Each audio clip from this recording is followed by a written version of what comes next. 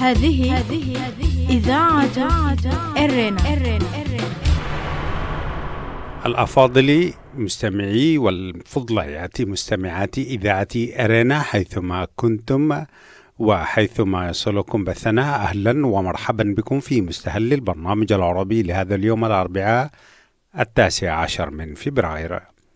كما عودناكم مستمعي ومستمعات الأفاضل، نستهل برنامجنا معكم بنشرة للأخبار، ثم نقدم لكم وضمن برنامج المتابعة التي رصدها الزميل أحمد شريف لمؤتمر المرأة الإريترية لإنقاذ الوطن في الولايات المتحدة الأمريكية. قبل ذلك مستمعي ومستمعات الأفاضل، يقدم لكم نشرة للأخبار فيما يلي أبرز عناوينها. مباحثات إريترية سعودية حول مجلس دول البحر الأحمر. السعودية وجيبوتي توقعان على اتفاقيات لرفع التبادل التجاري بينهما. اتفاق سوداني على تقديم اتفاق السلام على الوثيقة الدستورية. كانت مستمعي ومستمعات الأفاضل تلكم عناوين النشرة، وإليكم تفاصيلها من إذاعة أرنا. هذه إذاعة إرنا. أفادت وسائل الإعلام السعودية بأن العاهل السعودي سلمان بن عبد العزيز والرئيس الإريتري إسياس أفورقي تباحثا نهار الاثنين الماضي في الرياض حول العلاقات الثنائية والأوضاع في المنطقة، إضافة إلى دور مجلس الدول العربية والأفريقية المطل على البحر الأحمر، وهو نفس المجلس الذي وصفه الرئيس إسياس أفورقي في مقابلته الأخيرة بأنه مجلس علاقات عامة، وأن إريتريا لا ترغب بالعمل فيه. وحضر المباحثات من الجانب السعودي وزراء الخارجية والداخلية ووزير الدولة للشؤون الأفريقية أحمد قطان، وهو الوزير الذي انتقدت وزارة الإعلام الإريترية تصريحاته حول الدور السعودي في أفريقيا. وسنوافيكم بالمزيد حول هذه الزيارة ومخرجاتها في برامجنا المقبلة. وقعت كل من المملكة العربية السعودية وجمهورية جيبوتي 25 اتفاقية لزيادة التبادل بينهما إلى 500 مليون دولار في السنة. جاء ذلك في اجتماع لوزراء التجارة والاستثمار والمواصلات الجيبوتيين ورصفائهم السعوديين في العاصمة السعودية يوم 16 من الشهر الجاري.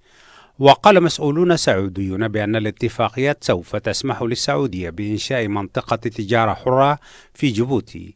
وكان التبادل التجاري بين البلدين في سنة 2018 قد وصل إلى 488 مليون دولار.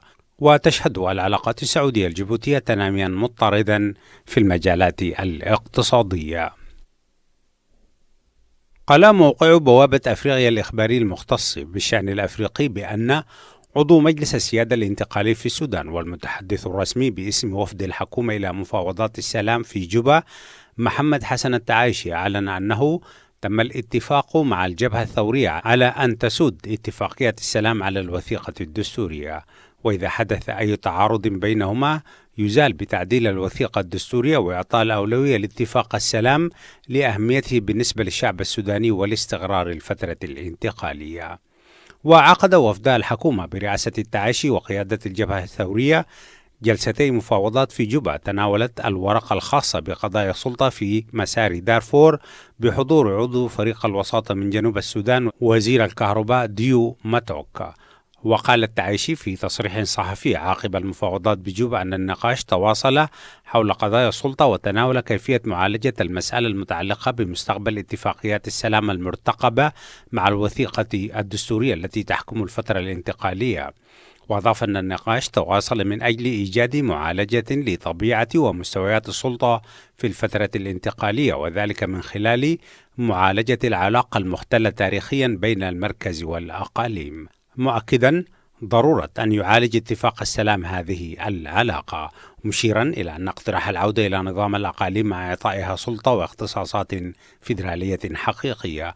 وأوضح عضو مجلس السيادة الانتقالي في السودان أن النقاش سعى إلى إيجاد سياقة علمية لمعالجة هذه القضية بعيدا عن معالجات الاتفاقيات السياسية السابقة والتي لجأت إلى المعالجة المؤقتة ولم تتطرق لجذور المشكلة ولم تراعي توزيع السلطة داخل الأقاليم نفسها. بهذا الخبر مستمعي ومستمعاتي الأفاضل نكون وإياكم قد وصلنا إلى نهاية نشرتنا الإخبارية، وهذا تذكير بأبرز عناوينها. إذاعة إيرينا، صوت مستقل لإريتريا. مباحثات إريترية سعودية حول مجلس دول البحر الأحمر في الرياض. السعودية وجيبوتي توقعان على اتفاقيات لرفع التبادل التجاري بينهما. اتفاق سوداني على تقديم اتفاق السلام على الوثيقة الدستورية. استمعتم فيما مضى مستمعي ومستمعاتي الأفاضل إلى نشرة للأخبار قدمناها لكم من إذاعة إيرينا. متابعة طيبة أرجوها لكم مع ما تبقى من فقرات برنامجنا. إذاعة إيرينا، صوت مستقل لإريتريا. مرحبا بكم المستمعات الفضليات، ومرحبا بكم المستمعون الأعزاء في حلقة جديدة في برنامج متابعات، وفيها يسرنا سادتي أن نتابع مبادرة الأمهات الإريتريات لإنقاذ الوطن ومؤتمرهن الأخير في الولايات المتحدة الأمريكية. أهلا بكم وبهن سادتي المستمعين. في البدء وقبل أن نقدم ما أعددناه لكم سيداتي سادتي في هذه الحلقة من برنامج متابعات، باسمكم جميعا نحيي نضال المرأة الإريترية، ونحيي صمودها، ونحيي وفاءها وإخلاصها لشعبها ووطنها عبر التاريخ، سواء في فترة العمل السياسي وكذلك فترة النضال، وأيضا في الفترة التي أعقبت 91 وقد دفعت المرأة مهرا غاليا لتلك المرحلة، ولا تزال المرأة تقدم كل شيء غالي من أجل الحفاظ على مكتسباتها. ولذلك سادتي، وقد تنبهت لما آلت إليه إريتريا، فجاءت مبادرة الأمهات لإنقاذ الوطن وإنقاذ ما يمكن إنقاذه في هذه المرحلة الحرجة. وهذا سادتي يتناغم ويتناسب مع نضال المرأة الإريترية في كل المراحل التي أشرنا إليها. لذلك سادتي لم يكن غريبا عندما شاهد الشاعر الدكتور تاج الدين نور الدايم بأم عينيه في الميدان نضالات المرأة الإريترية جنبا إلى جنب مع أخيها الرجل، وعندما تأكد له عزيمة المرأة الإريترية في ردف القطار الثورة من داخل المدن الإريترية المحاصرة والمحتلة ومن دول الجوار وحيثما وجدت المرأة الإريترية، قال الشاعر الدكتور: الأم لا تلين قامتها كمعول السنين. نعم، نحييك الدكتور تاج الدين نور الدايم على تلك القصيدة العصماء التي لم تتحفنا الذاكرة إلا بمطلع القصيدة القوية الرصينة: الأم لا تلين قامتها كمعول السنين. وهذه هي المرأة الإريترية تؤكد من جديد أنها لا تلين وأن قامتها كمعول السنين. ودعونا نقول سادتي بشكل عام، فقد تميزت المرأة عبر العصور القديمة والحديثة بمشاركتها الفاعلة في شتى المجالات، فلعبت دور الشاعرة والملكة والفقيهة والمحاربة والفنانة إلى آخره.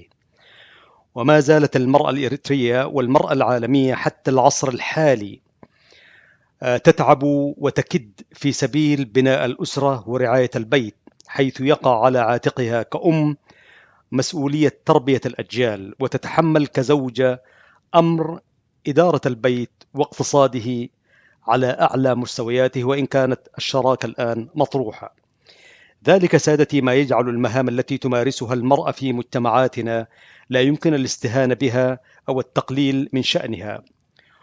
ومنذ بداية العقد العالمي للمرأة وحتى مؤتمر بكين عام 1996 ازداد الاهتمام بقضية تمكين المرأة وإتاحة الفرصة لها لممارسة دورها بفعالية مثل الرجال، والمساهمة كذلك في صنع القرار في مختلف مجالات الحياة الثقافية والاجتماعية والسياسية والاقتصادية.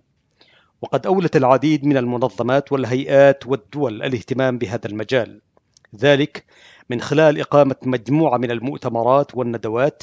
وأشارت تلك الفعاليات بكافة أشكالها المتنوعة إلى أهمية تمكين المرأة وإعطائها الحق الكامل بالعمل في كافة الميادين. ويعرف الدور بأنه مجموعة من الصفات والتوقعات المحددة اجتماعيا والمرتبطة بمكانة معينة، وللدور أهمية اجتماعية لأنه يوضح أن أنشطة الأفراد محكومة اجتماعيا وتتبع نماذج سلوكية محددة. فالمرأة في أسرتها تشغل مكانة اجتماعية معينة، ويتوقع منها القيام بمجموعة من الأنماط السلوكية تمثل الدور المطلوب منها. إذاعة إرينا، صوت مستقل لإريتريا. ومن نافلة القول سادة المستمعين، وبما أننا في شهر فبراير، فإن شهر مارس القادم والثامن منه، حيث يمثل اليوم العالمي للمرأة الإريترية، أو عفوا سادتي للمرأة العالمية، هكذا نراها المرأة الإريترية، سيتم الاحتفاء بيوم المرأة العالمي في 8 من مارس 2020 تحت شعار أنا المساواة بين الأجيال، إعمال حقوق المرأة، في إطار حملة هيئة الأمم المتحدة للمرأة الجديدة المتعددة الأجيال، وهو جيل المساواة، الذي يأتي بمناسبة مرور 25 عاما على اعتماد لإعلان ومنهاج عمل بكين، والذي اعتمد عام 1995 في المؤتمر العالمي الرابع المعني بالمرأة في بكين في الصين، باعتباره خارطة الطريق الأكثر تقدما لتمكين النساء والفتيات في كل مكان. عزيزي المستمع، يعد العام 2020 عاما محوريا للنهوض بالمساواة بين الجنسين في جميع أنحاء العالم، حيث يقوم المجتمع العالمي بتقديم وتقييم التقدم المحرز في مجال حقوق المرأة منذ اعتماد منهاج عمل بكين. كما سيشهد العديد من اللحظات الحثيثة في حركة المساواة بين الجنسين مرور 5 سنوات منذ إعلان أهداف التنمية المستدامة الذكرى 20 لقرار مجلس الأمن 1325 بشأن المرأة والسلام والأمن، والذكرى 10 لتأسيس هيئة الأمم المتحدة للمرأة. وهناك سادتي إجماع عالمي بأنه على الرغم من إحراز بعض التقدم، إلا أن التغيير الحقيقي كان بطيئا بشكل مؤلم بالنسبة لغالبية النساء والفتيات في العالم. اليوم لا يمكن لبلد واحد أن تدعي أنها حققت المساواة بين الجنسين بالكامل، وتبقى العقبات متعددة دون تغيير في القانون.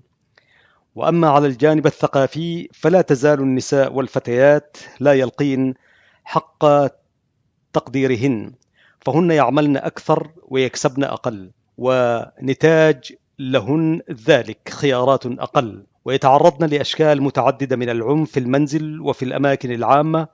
علاوة على ذلك، هنالك تهديد كبير بتراجع المكاسب في مجال حقوق المرأة التي تحققت بشق الأنفس. يمثل عام 2020 فرصة لا تفوت لحشد العمل العالمي لتحقيق المساواة بين الجنسين وحقوق الإنسان لجميع النساء والفتيات. سيقام احتفال الأمم المتحدة باليوم العالمي للمرأة 2020 في مقر الأمانة العامة للأمم المتحدة في نيويورك يوم الجمعة 6 من مارس 2020.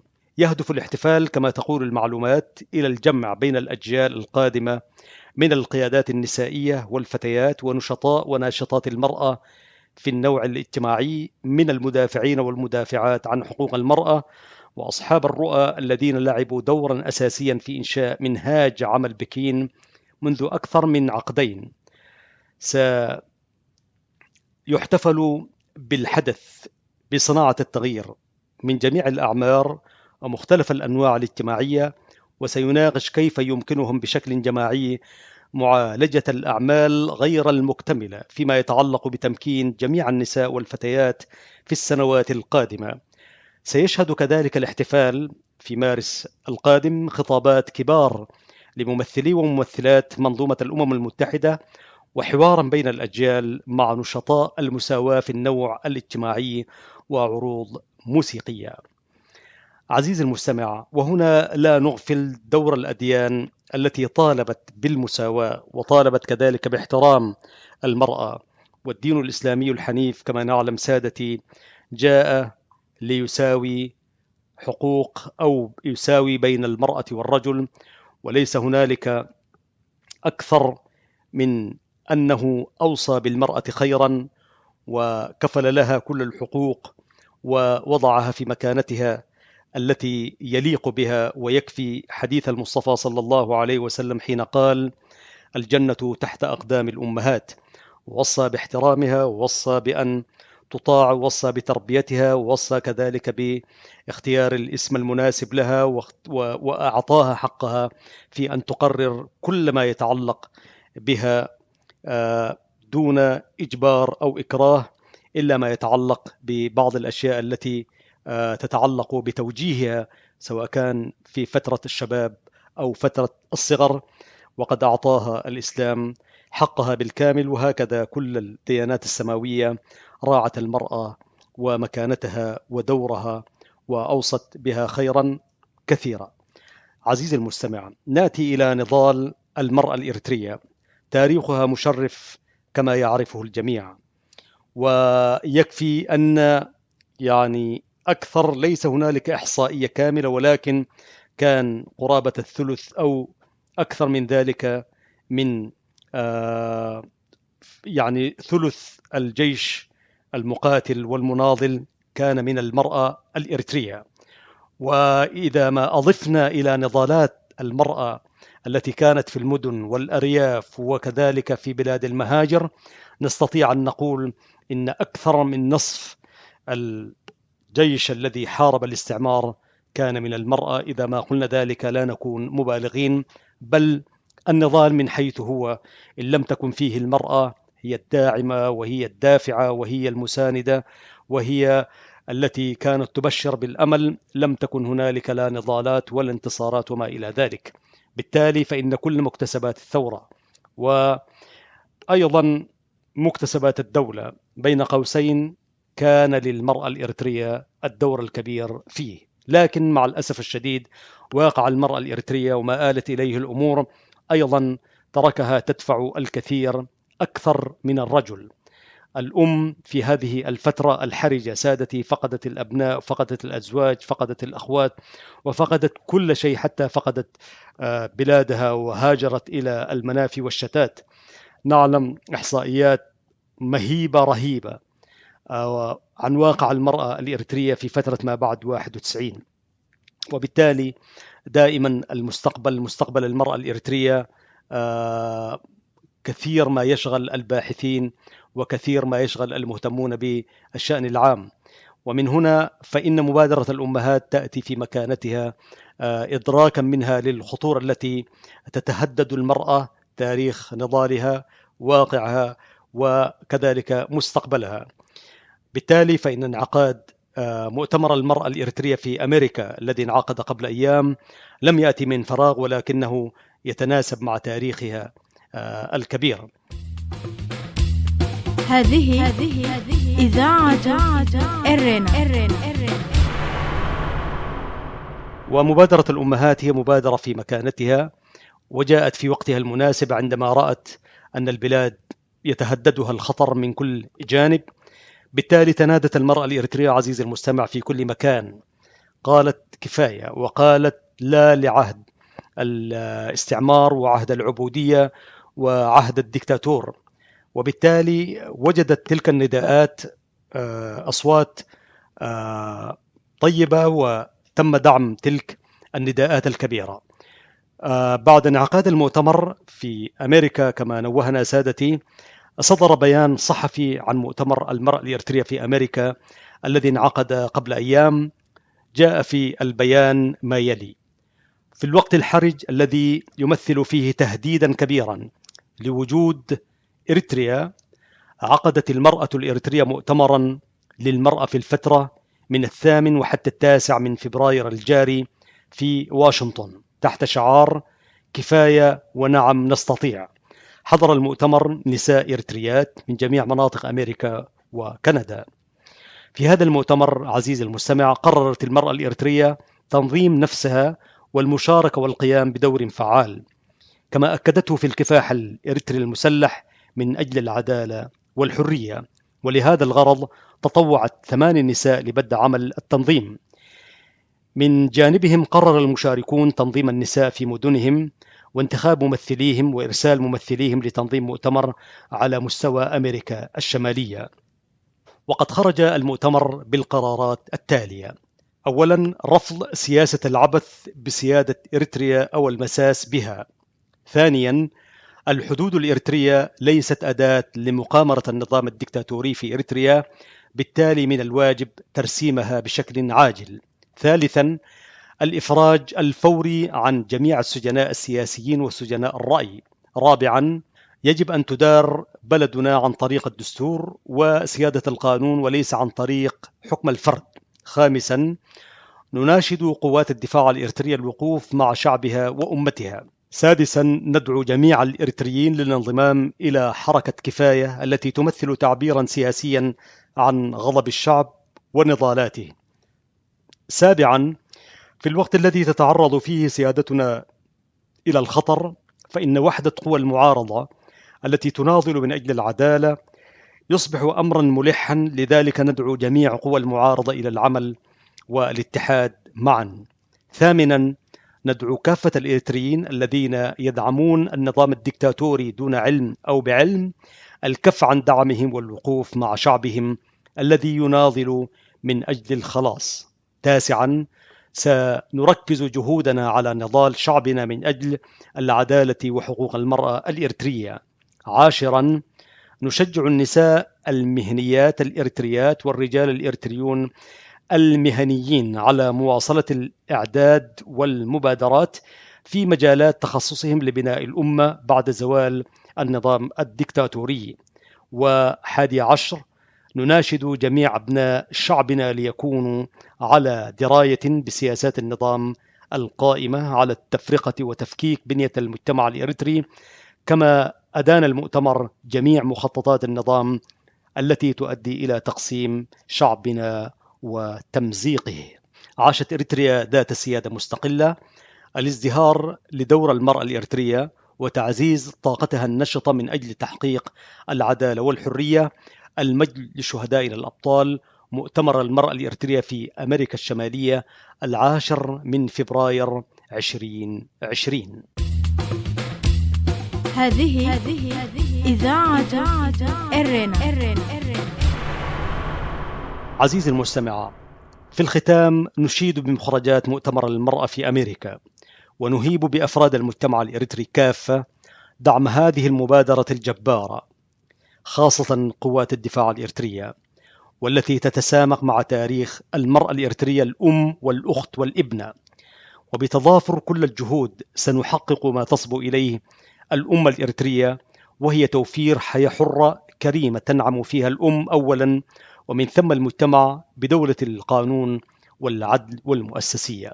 يطيب لنا سادتي أن نهدي المرأة الإريترية المناضلة في ختام هذه الحلقة صوتا من أصوات دول الجوار المناصرة لقضايا الشعب الإريتري، صوت الفنان الكبير عبد الكريم الكابلي، الفنان الإنسان، حين قال: أي صوت زار بالأمس خيالي، طاف بالقلب وغنى للكمال، وأذاع الطهر في دنيا الجمال، وأشاع النور في صوب الليالي.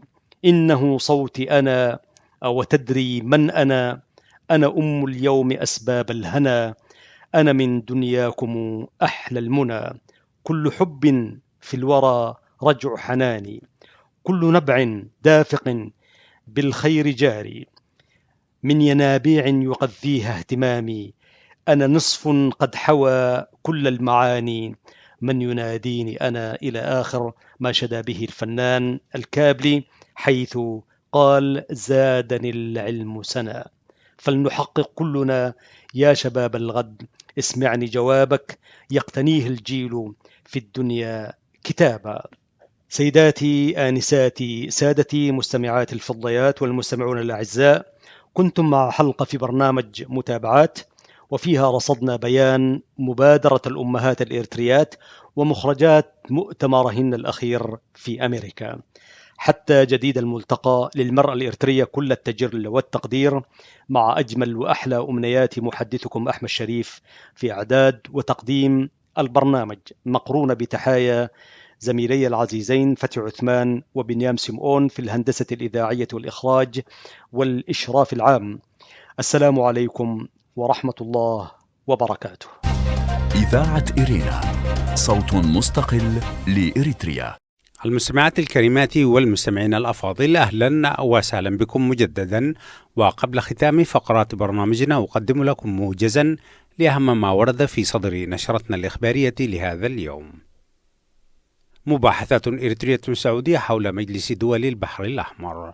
أفادت وسائل الإعلام السعودية بأن العاهل السعودي سلمان بن عبد العزيز والرئيس الإريتري سياس أفورقي تباحثا نهار الاثنين الماضي في الرياض حول العلاقات الثنائية والأوضاع في المنطقة، إضافة إلى دور مجلس الدول العربية والأفريقية المطلة على البحر الأحمر، وهو نفس المجلس الذي وصفه الرئيس أفورقي في مقابلته الأخيرة بأنه مجلس علاقات عامة وأن إريتريا لا ترغب بالعمل فيه. السعودية وجيبوتي توقعان على اتفاقيات لرفع التبادل التجاري بينهما. وقعت كل من المملكة العربية السعودية وجمهورية جيبوتي 25 اتفاقية لزيادة التبادل التجاري بينهما إلى 500 مليون دولار في السنة. جاء ذلك في اجتماع لوزراء التجارة والاستثمار والمواصلات الجيبوتيين ورصافائهم السعوديين في العاصمة السعودية في 16 من الشهر الجاري. وقال مسؤولون سعوديون بأن الاتفاقيات سوف تسمح للسعودية بإنشاء منطقة تجارة حرة في جيبوتي، وكان التبادل التجاري بين البلدين في سنة 2018 قد وصل إلى 488 مليون دولار. اتفاق سوداني على تقديم اتفاق السلام على الوثيقة الدستورية. قال موقع بوابة أفريقيا الإخباري المختص بالشأن الأفريقي بأن عضو مجلس السيادة الانتقالي في السودان والمتحدث الرسمي باسم وفد الحكومة إلى مفاوضات السلام محمد الحسن التعيشي أعلن أنه تم الاتفاق مع الجبهة الثورية على أن تسود اتفاقيات السلام على الوثيقة الدستورية، وإذا حدث أي تعارض بينهما يزال بتعديل الوثيقة الدستورية وإعطاء الأولوية لاتفاق السلام لأهميته بالنسبة للشعب السوداني والاستقرار الفترة الانتقالية. كان هذا مستمعي ومستمعاتي الأفاضل موجزا لأهم ما ورد في صدر نشرتنا الإخبارية لهذا اليوم، وبه نكون وإياكم قد وصلنا إلى ختام فقرات برنامجنا. وأذكركم بأنكم يمكنكم دوما الكتابة إلينا والتواصل معنا على البريد الإلكتروني arabicarena@gmail.com. وحتى الملتقى بكم مجددا في حلقة من برنامج متابعاتي والبرامج الأخرى لإذاعة إرينا، لكم من زميلي أحمد الشريف ومني محدثكم فتحي عثمان، ومن زملائي في الإذاعة في باريس أطيب التحايا، ودمتم في رعاية الله وحفظه وأمانه. إذاعة إرينا، صوت مستقل لإريتريا.